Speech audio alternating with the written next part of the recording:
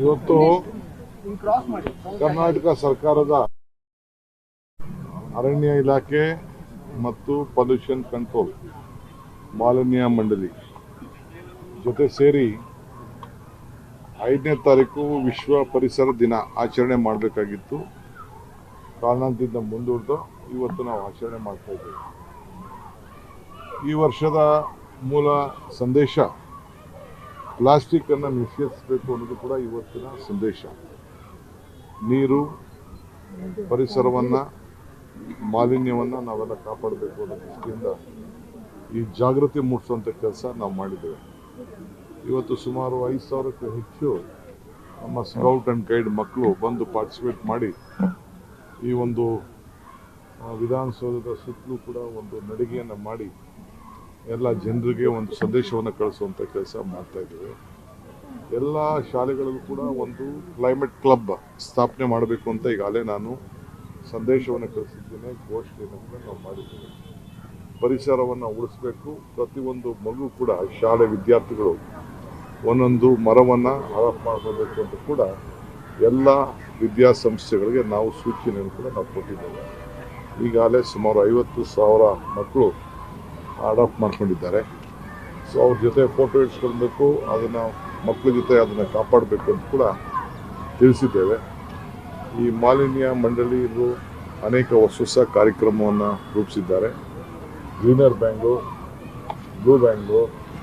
Blue ಅಂದರೆ ಒಳ್ಳೆ ನೀರು, ಗ್ರೀನ್ ಅಂದರೆ ಹಸಿರು. ಸೊ ಇದನ್ನು ಕಾಪಾಡಲಿಕ್ಕೋಸ್ಕರ ಇವತ್ತು ಒಂದು ದೊಡ್ಡ ಒಂದು ಚಾಲನೆಯನ್ನು ಎಲ್ಲರೂ ಕೂಡ ಇದನ್ನು ಅಡಾಪ್ಟ್ ಮಾಡ್ಕೊಳ್ಬೇಕು ಅನ್ನೋ ದೃಷ್ಟಿಯಿಂದ ಮಾಡಿದ್ದೇವೆ. ಸೊ ಅದಕ್ಕೆ ನಮ್ಮ ಮಂತ್ರಿಗಳು ಮತ್ತು ನಮ್ಮ ಚೇರ್ಮನ್ಗಳು ಆಹ್ವಾನ ಕೊಟ್ಟಿದ್ದೆ. ಸೊ ಅದಕ್ಕೆ ನಾನೇ ಬಂದು ಪಾರ್ಟಿಸಿಪೇಟ್ ಮಾಡಿ ನನ್ನ ಪುಟಾಣಿ ಮಕ್ಕಳ ಜೊತೆಯಲ್ಲಿ ನಾನು ಒಂದು ವಾಕ್ ಮಾಡಿದ್ದೇನೆ. ಭಾಳ ಸಂತೋಷ. ಇದು ಐತಿಹಾಸಿಕವಾದಂಥ ದಿನ.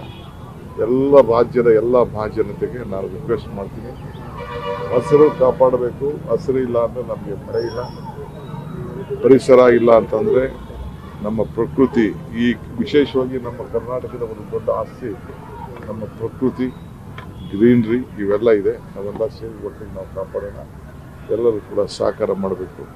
ಆ ದೃಷ್ಟಿಯಿಂದ ಇವತ್ತು ನಾವು ಪ್ರಮೋಟ್ ಮಾಡಲಿಕ್ಕೆ, ಉತ್ತೇಜನವನ್ನು ಕೊಡಲಿಕ್ಕೆ ನಾನು ಬಂದಿದ್ದೇನೆ. ಸರ್, ಇನ್ನೊಂದು ಬಿಬಿಎಂಪಿ ವ್ಯಾಪ್ತಿಯಲ್ಲಿ ಬರುವಂತಹ ಕಸ ವಿಲೇವಾರಿ ಮರು ಟೆಂಡರ್ ಆಯ್ಕೆಗೆ ಹೈಕೋರ್ಟ್ ಮಧ್ಯಂತರ ತಡೆ ನೀಡಿದೆ.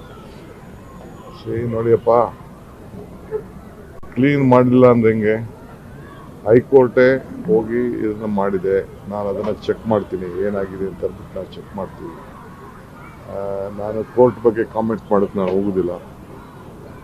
ಟೆಂಡ್ರ್ ಮಾಡಲಿಲ್ಲ ಅಂತಂದರೆ ಮೊದಲು 89 ಟೆಂಡ್ರ್ ಅಂತ ಆಗಿ ಒಂದು ಗ್ರೂಪ್ ಎಲ್ಲ ಸೇರಿಕೊಂಡು ಅವರು ಕಾರ್ಟೇಲ್ ಮಾಡಿಕೊಂಡು ಮಾಡಿದರು. ಇವತ್ತು ಕೂಡ ನಮ್ಮನ್ನ ತಪ್ಪಿಸ್ಬೋದು ಅಂತ ತಿಳ್ಕೊಂಡಿದ್ದಾರೆ. ಇದೊಂದು ದೊಡ್ಡ ಮಾಫಿಯಾ. ಬಹುಶಃ ಕೋರ್ಟ್ಗೆ ಅರ್ಥ ಮಾಡೋಂಥ ಕೆಲಸ ನಾವು ಮಾಡ್ತೀವಿ. ನಾವೆಲ್ಲ ಯಾವುದೇ ಕೆಲಸಕ್ಕೆ ಹೋದ್ರೂ ಕೂಡ ಕೋರ್ಟ್ಗೆ ಹೋಗಿ PL ಹಾಕಿಬಿಟ್ಟು ಸ್ಟೇ ಮಾಡ್ತಾ ಇದ್ದಾರೆ. ಈ ರೀತಿ ನಮ್ಮನ್ನ ಬ್ಲ್ಯಾಕ್ ಮೇಲ್ ಮಾಡ್ತೀನಿ ಅಂತಂದರೆ ಈ ಸರ್ಕಾರದಲ್ಲಿ ಈ ಎಲ್ಲರೂ ಕೂಡ ನಡೆದಿಲ್ಲ. ಎಲ್ಲರಿಗೂ ಕೂಡ ಯಾರ್ಯಾರು ಮಾಡ್ತಾ ಇದ್ದಾರೆ ಎಲ್ಲ ಕಿಸಾಕಿ ಹೊಸಬ್ರಿಗೆ ಮಾಡೋಂಥ ಕೆಲಸ ನಾವು ಮಾಡ್ತೀವಿ. ಕಾಲ್ ತುಳಿತ ಪ್ರಕರಣದಲ್ಲಿ CM DCM ಹೊಣ ಬರಬೇಕು ಅಂತ ಇವತ್ತು ಬಿಜೆಪಿ ಅವರು ಪ್ರೊಟೆಸ್ಟ್ ಮಾಡೋಣ, ಅವ್ರನ್ನೂ ಹೆಗಲ ಮೇಲೆ ಹಾಕೊಂಡು ಕುಂಡ್ರಿಸ್ಕೊಂಡು ಮೆರವಣಿಗೆ ಮಾಡೋಣ. They are doing politics over dead bodies. Shall I give a list of the dead bodies at that time? What has happened? In India itself, there are more than hundreds of incidents. Congress party, at any point of time, we don't want to do politics on any dead bodies. It is a natural disaster. We condemn it. But let they do, because their political base has been destroyed. So they wanted their parties to show their presence. They are doing it. Apart from nothing is there. No common man will cooperate with them. ಯಾವ ಸಾಮಾಜಿಕ ಕಾರ್ಯಕರ್ತರು ಯಾರು ಕೂಡ ಅವ್ರಿಗೆ ಸಹಕಾರ ಕೊಡೋದಿಲ್ಲ. ಎಲ್ಲರಿಗೂ ಕೂಡ ಗೊತ್ತಿದೆ ಸರ್ಕಾರ ಏನಾಗಬೇಕು, ಏನು ಕ್ರಮ ಕೈಗೊಳ್ಳಬೇಕು, ಯಾರು ಅದಕ್ಕೆ ಶಿಕ್ಷೆ ಕೊಡಬೇಕು, ಆ ಕೆಲಸ ಕೂಡ ಎಲ್ಲ ಮಾಡಿದೆ. ನಾವು 1 man ಕಮಿಷನ್ ಕೂಡ ನೇಮಕ ಮಾಡಿದ್ದೇವೆ. ಏನಾದ್ರು ಇದ್ರೆ ಅವ್ರಿಗೆ ಹೇಳಿ, ಹೆಣದ ಮೇಲೆ ರಾಜಕಾರಣ ಮಾಡ್ತಾ ಇದ್ದಾರೆ, ಅವ್ರು ರಾಜಕಾರಣ ಮಾಡ್ಕೊಳ್ಳಿ. ಅವ್ರಿರೋದೇ ಈ ಒಂದು ಹೆಣದ ಮೇಲೆ ರಾಜಕಾರಣ ಮಾಡೋಕ್ಕೆ. ನೀವು ಯಾವ ಕಾಲದಿಂದ ತೆಗೆದುಕೊಳ್ಳಿ. ಇಲ್ಲ ವಿಟ್ನೆರೆಡ್ಡಿಯಿಂದ ಬಂದು ತೋಳಿ, ಇಲ್ಲ ಗಂಗಾಧರ್ ಕೊಲೆ ಪ್ರಕರಣ ತೆಗೆದುಕೊಳ್ಳಿ, ಬೇಕಾದಷ್ಟು ಬೇರೆ ಎಲ್ಲ ಸ್ಟ್ಯಾಂಪೇಡ್ಗಳೆಲ್ಲ ನಡೀತಾ ಇದೆ. ಈಗ ನಾನು ನೆನ್ನೆ ಅಹಮದಾಬಾದ್ಗೆ ಹೋಗಿದ್ದೆ, ನಾನು ಏನಾದ್ರು ಮಾತಾಡಿದ್ನ? Can I blame the central government for it? ನಾನೇನಾದ್ರು ಕೇಂದ್ರ ಸರ್ಕಾರ ಹೇಳಿದ್ನ?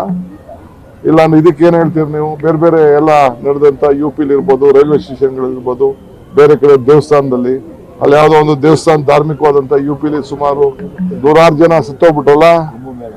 ಅದಕ್ಕೆಲ್ಲ ಯಾರು ಅದಕ್ಕೆ ಕೊಡೆ? ಸೊ ಎಲ್ಲ ಯಾವ್ದು ಕೊಡೆ? BJP targeting only DK Shivakumar.